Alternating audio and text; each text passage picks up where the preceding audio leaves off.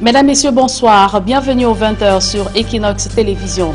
À la une de cette édition, le professeur Maurice Kamto, désormais libre de tout mouvement. Après 3 mois d'assignation à résidence, le dispositif sécuritaire autour de son domicile a été levé ce jour au quartier Santa Barbara à Yaoundé. Et puis, ce fait divers qui fait froid dans le dos, un jeune homme exhume le corps de son père et récupère ses ossements qu'il s'apprêtait à vendre ou à écouler sur le marché noir. Mal lui en a pris, il a été dénoncé par sa sœur pour cet acte de profanation. Voilà pour le sommet.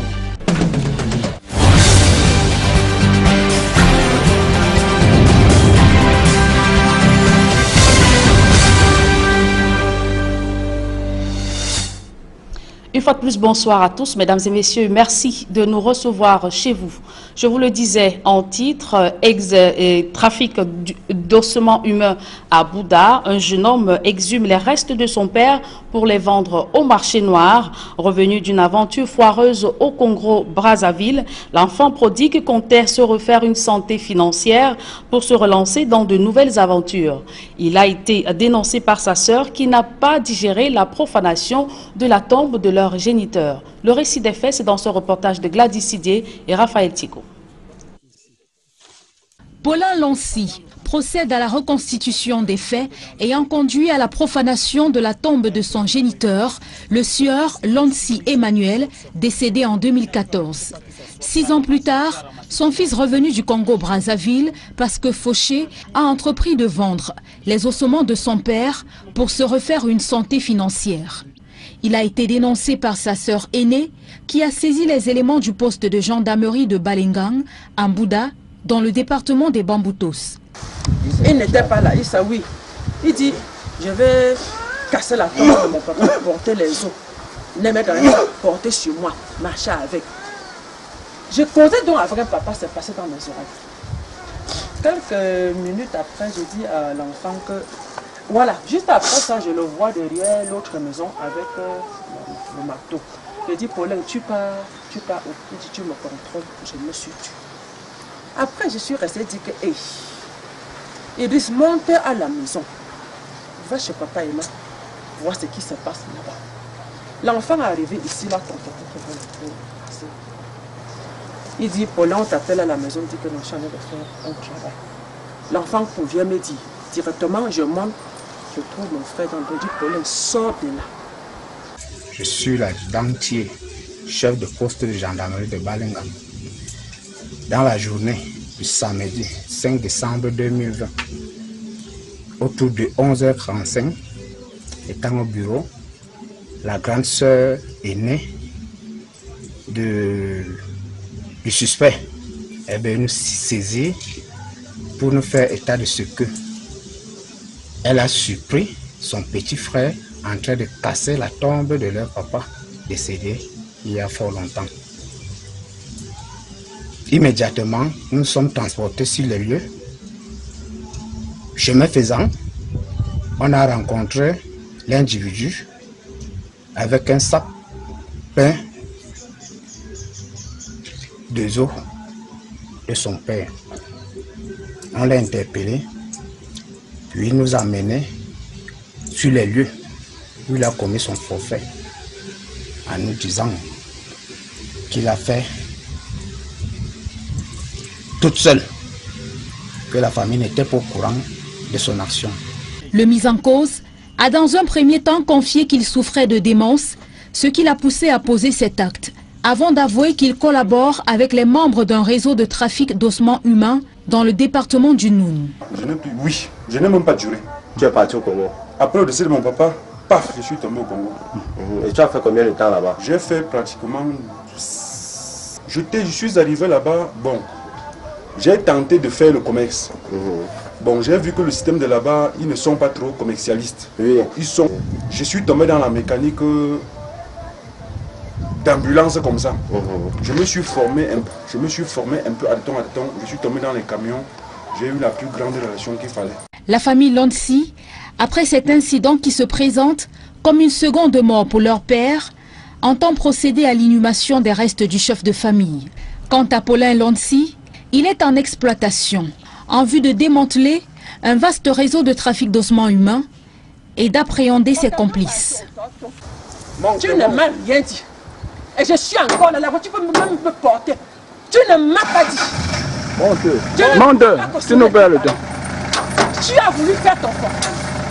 Que ce soit inconscient, que ce soit conscient, tu as répondu à cela. Je ne peux pas évacuer à mes préoccupations. Restons dans la région de l'Ouest où un enseignant du lycée bilingue de Baganté échappe de justesse à la mort. Son domicile et son véhicule ont été incendiés par les habitants du quartier Mandia. Ces derniers l'accusent d'avoir tué l'élève Zouanchua Brian qui a été retrouvé mort dans un chantier abandonné. Le récit d'une folle journée dans ce reportage de Jérôme Narcisse Sobzé. Voici à quoi ressemblent désormais les nombreuses habitations appartenant à M. Luachi Marcel, censeur au lycée bilingue de Tonga et coordonnateur des activités pédagogiques au CS de Bitua Sud, dans le département d'Undé, à l'ouest du Cameroun. Pointé du doigt par les populations du quartier Manja de la ville de Baganté comme étant le bourreau du jeune Zouacham Fanko Abraham, âgé de 14 ans et élève en cas de seconde C au lycée bilingue de Baganté, retrouvé pendu dans ce chantier en construction après 48 heures de recherche. C'est donc finalement le samedi 5 décembre 2020, autour de 11 h du matin, que la découverte est faite. Une découverte faite après plusieurs échanges entre le présumé coupable et les forces de maintien de l'ordre. Dans ce quartier, des témoins affirment avoir vu pour la dernière fois le jeune Zouacham Fanko Abraham pénétrer dans ce domicile sans jamais ressortir. Pour avoir arnaqué l'enfant dans la nuit du vendredi et que les parents n'ont pas su. Et pour finir, à la dernière minute, on a découvert à la morgue, en se plaignant de morguer, de nous faire voir le corps de l'enfant, on a découvert qu'il avait gâté le derrière de l'enfant. En plus, la population a trouvé mieux de se révolter contre ces coups. Transporté à la morgue de l'hôpital de Baganté, une source nous apprendra plus tard que le jeune élève aurait reçu des services corporels avant d'être sodomisé. Après une deuxième interpellation, l'enseignant sera finalement incarcéré dans l'une des cellules de la brigade de gendarmerie de Baganté afin d'échapper à la colère des populations. On voulait dissimuler, l'enfant n'avait pas été pendu. Il a dit à son âge, il pouvait avoir quel problème pour se pendre. C'est un enfant qui étudie bien, c'est un enfant qui est jeune, il n'a pas de problème de scolarité. Au quartier Manja de la ville de Baganté, où cet enseignant s'est battu de nombreuses maisons d'habitation, tous ces biens seront détruits et incendiés. Rendu au domicile du jeune élève, Zouacham Braham, c'est la consternation totale. Aux dernières nouvelles, l'enseignant soupçonné d'être le bourreau du jeune élève aurait déjà été transféré dans le chef de la région de l'Ouest, à savoir Bafoussam. Il est rappelé que c'est le énième cas de corps sans vie retrouvé abandonné en l'espace d'un an dans ce quartier. Fin d'assignation à résidence pour le professeur Maurice Kamto. Le dispositif sécuritaire autour de son domicile a été levé ce jour au quartier Santa Barbara à Yaoundé. Et c'est un ouf de soulagement pour les militants du mouvement pour la renaissance du Cameroun, mais également les voisins ayant vécu dans la peur pendant toute cette période. D'autres précisions dans ce reportage de Joël Essenga et Guizou. Plus l'ombre de policiers et gendarmes autour du domicile de Maurice Kamto au quartier Santa Barbara à Yaoundé. Selon les témoins, il était 13 h lorsque les derniers éléments du dispositif sécuritaire installé autour de la résidence du président du MRC ont levé leur siège. Dans le quartier, les voisins du professeur Maurice Kamto sont soulagés, mais les conséquences sont lourdes. J'ai subi de lourds préjudices à cause de la présence de l'armée devant ma maison. Tous mes locataires sont partis. Toute ma famille m'a abandonné. Si par exemple il faut peut-être m'envoyer un petit truc pour nourrir mes enfants, il faut qu'on envoie par une agence de voyage. Je ne peux même plus sortir de chez moi. En rentrant ce soir, quand je vois cette situation, vraiment je suis aux anges. Je sais que le bon Dieu nous a écoutés. Dans les alentours, le scénario est le même, à l'instar de cet immeuble cossu, vidé de ses locataires et pour lequel on en sollicite d'autres.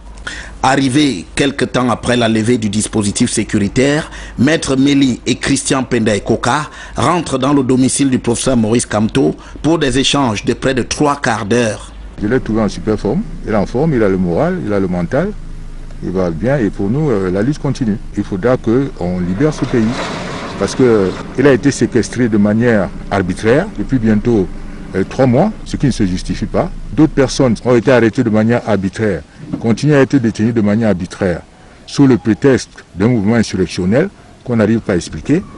Par ailleurs, pour Christian Pendaye Koka, il faudra bien se plier aux règles démocratiques si l'on prétend être dans un état de droit au Cameroun. Si vous dites que c'est un état de droit, il faudra que le droit parle.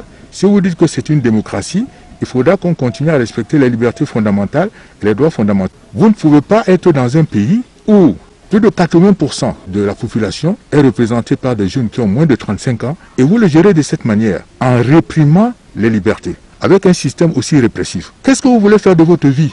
Le siège du domicile de Maurice Kamto était intervenu après les marches du 22 septembre organisées par le MRC pour protester contre la convocation des élections régionales par le président Paul Biya. Et après cette levée du dispositif sécuritaire autour de son domicile, le professeur Maurice Kamto a réagi sur sa mise à l'étroit et l'avenir de son parti politique. Je vous propose de l'écouter au micro de Gizogo. En ce qui me concerne, on termine en disant oui, mais le cas du leader du MRC et de son parti sont encore sous observation, je ne sais plus quel est le terme approprié qu'ils ont utilisé, sont suivis de manière méticuleuse par la justice et l'administration. Et voilà, on informera au fur et à mesure l'opinion. Moi, je leur dis, ils n'ont pas besoin de se donner tant de mal. D'ailleurs, au lieu de dépenser les moyens de l'État, les maigres ressources qui restent, une fois qu'on a soustrait de part et d'autre par la corruption et toutes sortes d'atteintes à la fortune publique, pour mettre pendant plus de 2 mois ici des gendarmes et des policiers, qui m'amènent directement en prison. Qu'est-ce qui leur fait croire qu'ils vont continuer comme ça à piétiner les Camerounais de cette façon-là? Qui leur a donné le pouvoir de vie et de mort sur les gens? Qui? Et même s'ils arrachaient ma vie, je ne serais pas le premier ni le dernier à mourir. Qu'est-ce que ça veut dire? Personne ne veut mourir, mais il faut qu'on cesse de croire qu'on peut faire peur aux gens de cette manière-là. C'est totalement ridicule. J'en suis arrivé à un point où je me demande s'ils ont même en fait une vision pour le pays. Est-ce qu'ils ont une idée de là où va conduire le Cameroun? Parce qu'il y a des choses beaucoup plus urgentes, des problèmes sérieux. Nous n'avons jamais refusé d'apporter notre contribution à la recherche des solutions aux problèmes de ce pays. Mais au lieu de cela, on nous piétine. On essaye de manipuler les catégories telles que le tribalisme. On essaye d'attiser la haine, d'inventer des choses tous les jours. Et ça ne va rien changer à l'affaire. Même si je disparais, les problèmes du Cameroun restent. Alors, pour faire une dernière chose, qu'est-ce que vous allez faire maintenant que vous êtes à nouveau libre de vos mouvements? Qu'est-ce que vous allez faire? Mais évidemment, je vais continuer à animer plus que jamais mon parti politique, le MRC, le Mouvement pour la Renaissance du Cameroun. On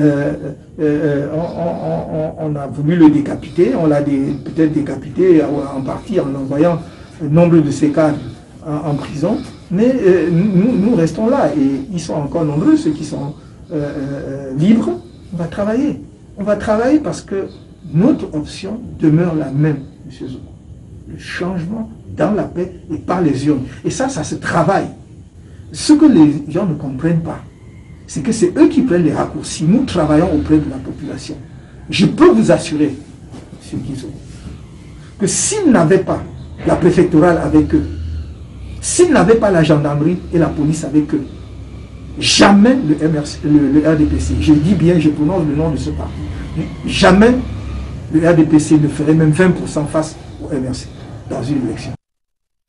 Et vous venez de suivre la réaction du professeur Maurice Kamto après la levée du dispositif sécuritaire autour de son domicile. Et pour le leader du MRC, le combat continue malgré l'incarcération de plusieurs cadres de son parti politique. Parlons à présent de toute autre chose, de violation des droits de l'homme, la situation de plus en plus préoccupante au Cameroun. Selon des organisations de la société civile, la récurrence de ces abus multiformes serait due à l'ignorance des citoyens.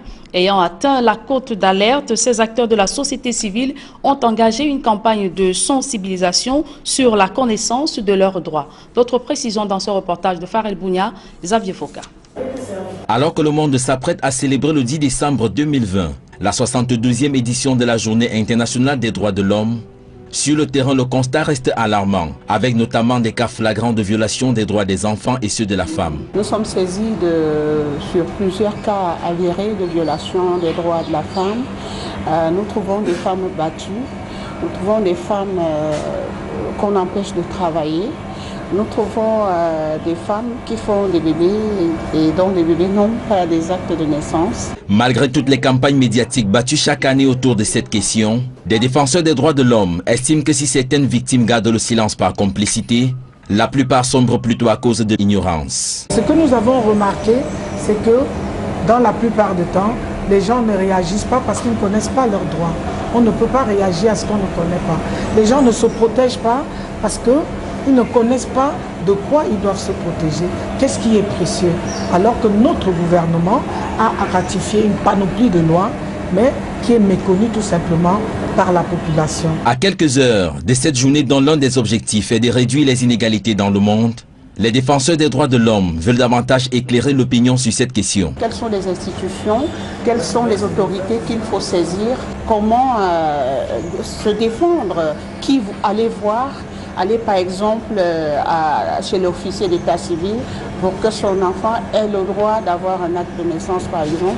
Lorsqu'on est battu, on peut faire appel aux affaires sociales, au ministère de la promotion de la femme et consorts. Réunis à Douala, des membres de la société civile camerounaise et leurs partenaires entendent faciliter la communication auprès des victimes en utilisant le langage spécifique à chaque couche sociale. Après le 10 décembre 2020, qui commémore comme chaque année la Déclaration universelle des droits de l'homme adoptée en 1948, on attend bien des améliorations sur le terrain. Régional du 6 décembre 2020, raz de marée pour du RDPC. Le parti au pouvoir a remporté les 70 sièges mis en jeu dans le département du Littoral. Les résultats ont été proclamés ce jour à la Cour d'appel en présence des candidats des différents partis politiques engagés à ces élections de dimanche dernier. François Dikoumé, Sylvestre Zangao.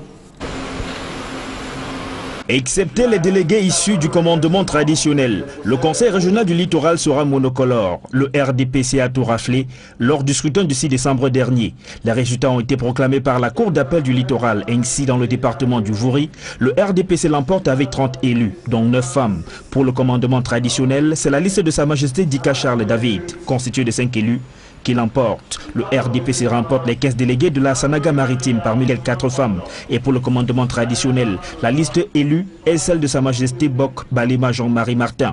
Dans le département du Mungo, c'est toujours le parti de Paul Biya qui obtient les 19 délégués, dont 4 femmes. Et la liste Njokei Sawe Maurice l'emporte au commandement traditionnel. Enfin, dans l'Unkam, les 6 délégués vont également au parti de la Flamme, avec une femme élue. Parmi les 6, la liste de Sa Majesté Edimo Alexandre Martin gagne au commandement traditionnel. La région du littoral a donc ses 90 élus, dont 70 délégués départementaux. Et 20 du commandement traditionnel. Alima Madou fait partie des 18 femmes élues dans la région.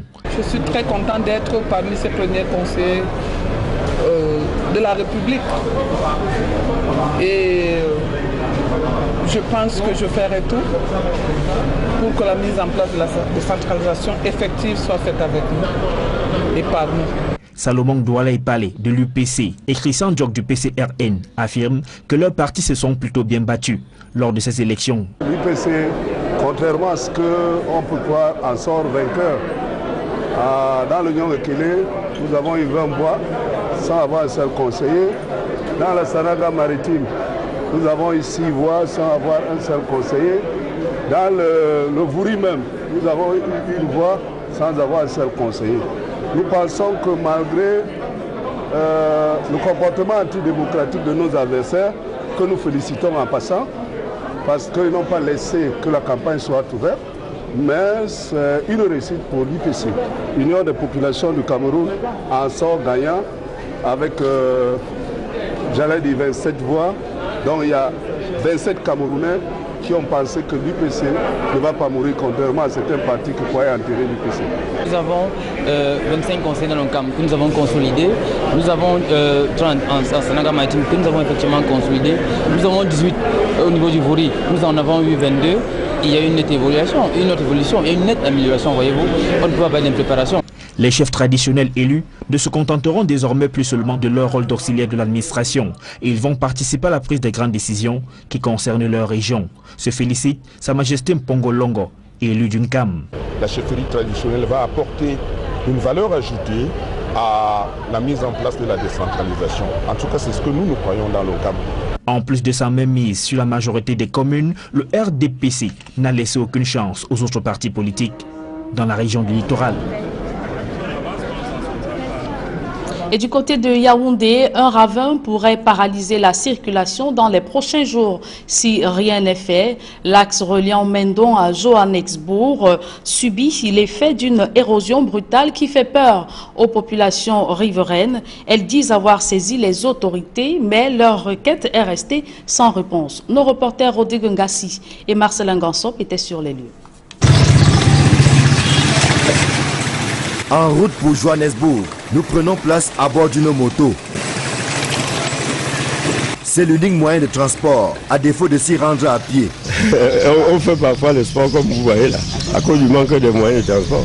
Et régulièrement, comme vous voyez là, quand les remorques tentent, la voie est totalement barrée. Et nous ne tardons pas à faire face à la première difficulté qui fait perdre le sommeil à certains habitants et aux usagers de cette route. C'est un impressionnant ravin qui ne cesse de prendre du volume. Le ravin que tu vois en bas là, quand ça commençait, c'est le torrent qui prenait. C'était juste c'était une rigole qu'on avait conçue. Au fur et à mesure, l'eau ne passait pas dans la rigole, ça ne faisait que creuser. Sa proximité avec la route constitue un danger permanent qui impose la plus grande prudence. Ce ravin jouxte plusieurs maisons d'habitation et des chantiers abandonnés. Si rien n'est fait, il est à craindre que l'une des voies les plus fréquentées, qui dessert plusieurs quartiers de Tougébé 2, soit coupée en deux. Ce sera alors la cerise sur le mauvais gâteau que les populations consomment au quotidien. Il s'agit de l'état de la route, dont la forte dégradation en fait l'une des plus impraticables de l'arrondissement de Yaoundé 6. Il faut avouer qu'arriver ici n'est pas chose facile, vu l'état de la route. Donc, comme vous me voyez, justement un peu propre comme ça, d'un moment à l'autre, quand je vais prendre la moto, je suis sûr que mon état ne sera plus le même. L'état de la route là, c'est grave. Même le marche, même comme ça, même le pied me fait mal. Maintenant, là, pour payer même seulement le transport, même c'est trop cher pour arriver même au marché maintenant. Ça ne vaut pas la peine, c'est rien. C'est de route, franchement, non. Quand il pleut alors ici, mon frère, c'est grave. Tu t'éteins à pied, tu peux tomber ici. Que ce soit par Carrefour Banane ou en empruntant la bretelle qui passe par la Maïtu Mendon, les populations triment au quotidien pour partir d'un bout à l'autre. La situation déjà préoccupante en saison sèche l'est encore plus en temps de pluie, ce qui renchérit le coût du transport, puisqu'en raison du mauvais état de la route, les motos sont constamment au garage. Quittant de Carrefour Banane pour Johannesburg, oui, la moto est à 200 francs en saison sèche. 200 francs une place. En saison pluvieuse, c'est 400 francs par personne. Quand tu as un petit sac à main, le sac du marché, on te demande de payer 300 parce que la route est très mauvaise. Quand tu ne donnes pas les 300, tu vas faire même 2 heures du temps en route pour attendre une autre moto pour que la moto puisse te porter même à 200. Comme c'est cassé comme ça, chaque jour il faut que tu changes les amortisseurs et les tuyaux de carburant, tout ça, ça nous dérange toujours ici. Avec les belles maisons qui sont ici, il n'y a pas la route. Quand tu achètes une moto neuve, ça ne peut pas faire plus de 8 mois chez toi. Voici ma moto, ça ne va pas encore un an. Mais là où l'état de la moto est, même d'autres clients préfèrent fuir. Nous-mêmes, regardez l'état, la poussière qui est sur nous. Tu ne peux pas échapper à la poussière, peu importe ce que tu mets. L'état de santé, il faut 2 boîtes de lait par jour. Et des coupures intempestives de l'énergie électrique génèrent un mouvement d'humeur dans la ville de Buea. Un groupe de femmes a marché dans les rues pour revendiquer un retour durable du courant électrique dans cette partie du pays. Eric Fopoussi.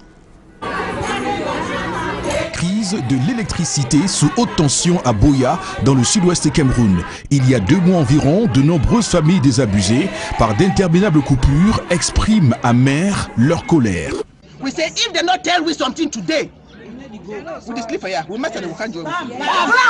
Dans leur quête de solution, des femmes marchent avec détermination dans les rues de Buea avec à la criée des « Nous voulons de la lumière ». La manifestation va déboucher sur une scène d'optimisme.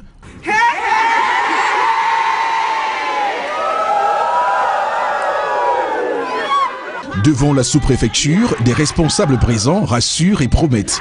Aujourd'hui, des travaux de l'opérateur de distribution de l'énergie électrique sont en cours.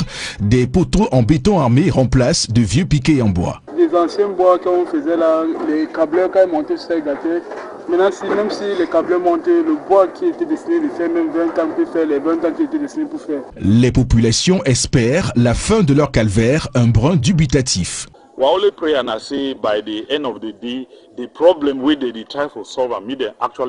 Notre unique prière est que le problème soit résolu définitivement. Parce qu'au Cameroun, quand on résout une situation, on en crée une autre.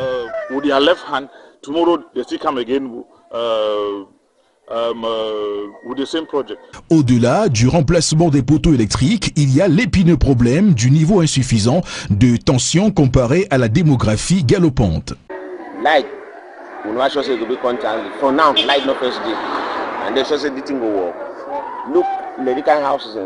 Il n'y a pas de lumière, vous voyez toutes ces maisons. Le transformateur ne peut pas supporter. Les gens ont les machines à laver et autres appareils. Chaque fois, le transformateur explose.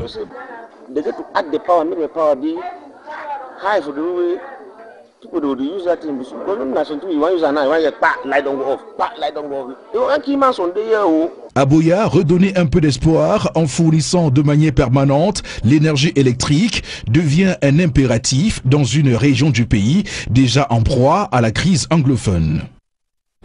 Et cette note triste dans ce journal, le canton Aquabel en deuil. Sa Majesté Dine Dika Charles David est décédé en fin d'après-midi de suite de maladie. Cette triste nouvelle survient 2 jours après son élection au poste de conseiller régional dans le Vouri. Banquier de profession, il a été intronisé 6e chef du canton Aqua le 27 octobre 2001. Et depuis l'annonce de son décès, sa chefferie ne désemplit pas avec proches, amis et connaissances venus consoler la famille. À présent, des publics reportages dans ce journal. L'entreprise Grenier du monde rural récompense ses meilleurs employés. 13 d'entre eux viennent de recevoir des médailles de travail. Reportage.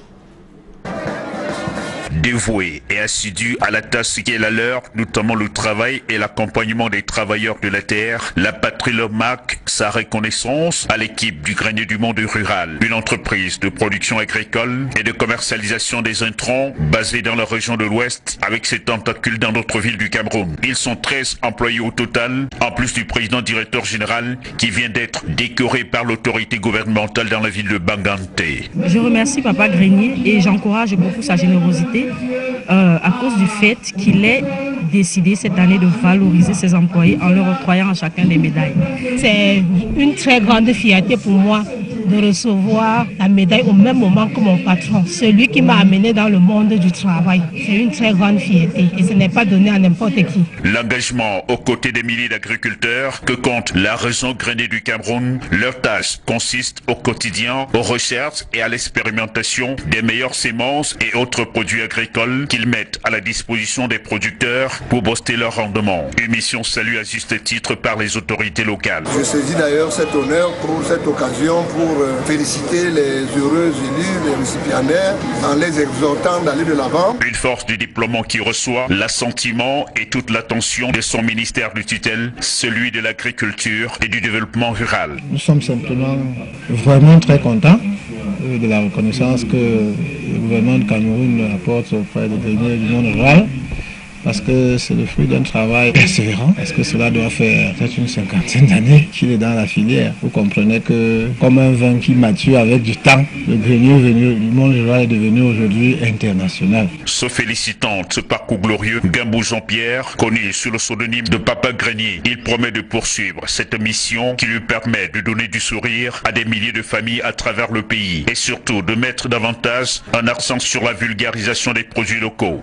C'est une fierté pour moi. C'est du bon travail que j'ai effectué, je pense, parce que si j'avais mal fait, il n'aurait pas reçu cette récompense. Nous passons beaucoup de temps à chercher Nous ne regardons pas sur l'ordinateur ou sur un site internet pour commander un produit. C'est vrai qu'on passe par là, mais lorsque nous prenons coordonnées d'un fournisseur ou d'un producteur, nous commandons des échantillons que parfois ça nous coûte des millions, juste parce qu'il faut les essayer, que ce soit les produits phytosanitaires, que ce soit les semences, avant de demander l'homologation au ministère de l'Agriculture. Des nouvelles semences sont bien rangées sur les comptoirs des différentes boutiques du grenier du monde rural. Un amour pour le travail qui se transmet aussi du père au fils. Il nous conseille de bien travailler à l'école et aussi au champ pour être meilleur dans l'avenir. Toutes ces médailles ont été présentées au cours d'une soirée à l'initiative du grenier du monde rural à l'honneur des récipiendaires, le reconfort après l'effort.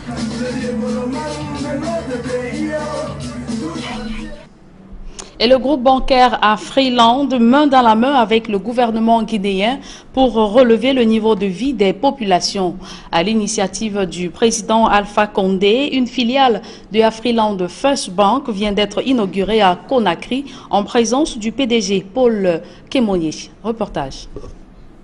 Créée en 2018 par le professeur Alpha Condé, la Banque nationale d'investissement de Guinée, BNIG, vient d'être inaugurée par le chef de l'État guinéen une fois réélu.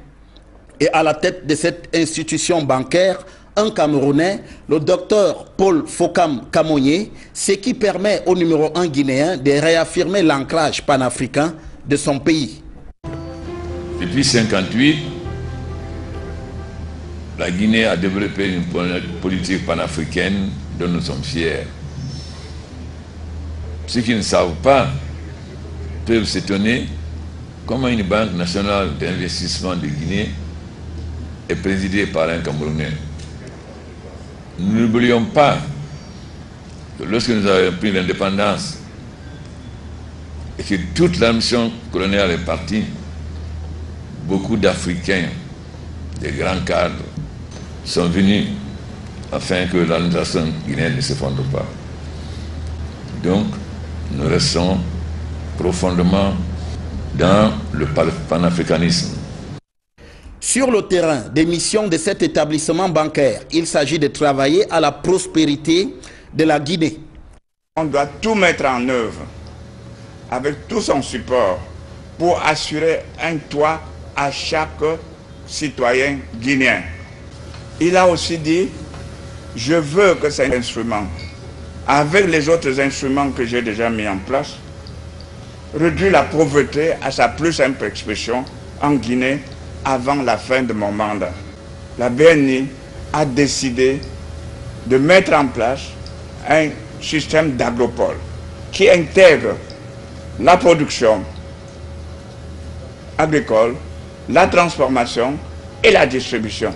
Une prospérité que le professeur Fakonde voit à travers la consommation des produits locaux par les fils de Guinée.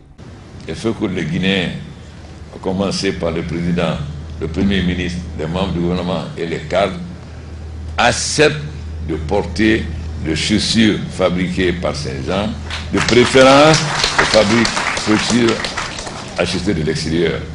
La BNIG, elle, va y contribuer en veillant à une répartition équitable des richesses entre les citoyens. La prospérité maîtrisée est induite par la création de richesses et surtout et beaucoup plus que par la création de richesses. Et enfin, une distribution équitable entre les différentes couches de la population. Et c'est justement notre mission. Mais soutenir les acteurs économiques dans l'agriculture, la pêche et l'élevage se résumera pour la BNIG à être à la fois attractive mais aussi prudente. En termes d'accès au crédit, aujourd'hui, le taux d'intérêt moins est de plus de 10%. Chez nous, vous avez des taux d'intérêt pratiquement qui ne dépassent jamais 8%. Et ça incite beaucoup de gens à venir vers nous. Et pas que nous ne sommes pas regardants, mais nous faisons très attention à ce que des entreprises qui sont de nouveaux venus sur le marché du crédit puissent avoir accès au crédit sans que nous n'exigeons des garanties indéfinies. La Banque nationale d'investissement de Guinée dispose d'un capital de 9,6 millions d'euros, soit 100 milliards de francs guinéens. Et il faut préciser que ce sera plutôt l'expertise camerounaise d'Afriland First Bank au service de la Banque nationale d'investissement de Guinée que préside Paul Fokam Kemonier. Mesdames et messieurs, c'est ici que nous mettons un terme à cette édition du journal. Merci de l'avoir suivi. Retrouvez dans quelques secondes Duval Fangwa et ses invités pour la deuxième partie d'Equinoxoir Duval. Le professeur Maurice Kamto, président national du MRC, désormais libre de ses mouvements après 3 mois de séquestration à son domicile.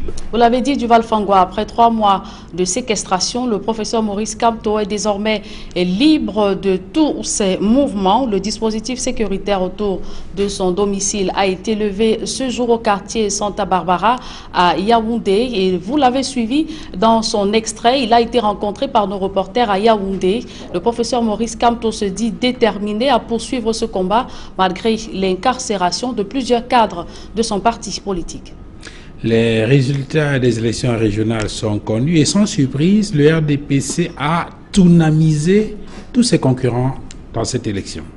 Il faut dire, Duval Fangwa, que le RDPC ou le Parti de la Flamme a tout enflammé sur son passage sans surprise. Les résultats ont été proclamés ce jour à la Cour d'appel du Littoral et c'était en présence des représentants ou des candidats des différentes formations politiques. Duval. Voilà, ce sera l'essentiel du débrief. Merci Julienne Berthe-Bissaï. Merci Duval Fangwa. Et bonne soirée madame. Très bonne soirée à vous. Madame, messieurs, dans quelques secondes, la deuxième partie de cette édition d'Equinox ce soir, le débrief.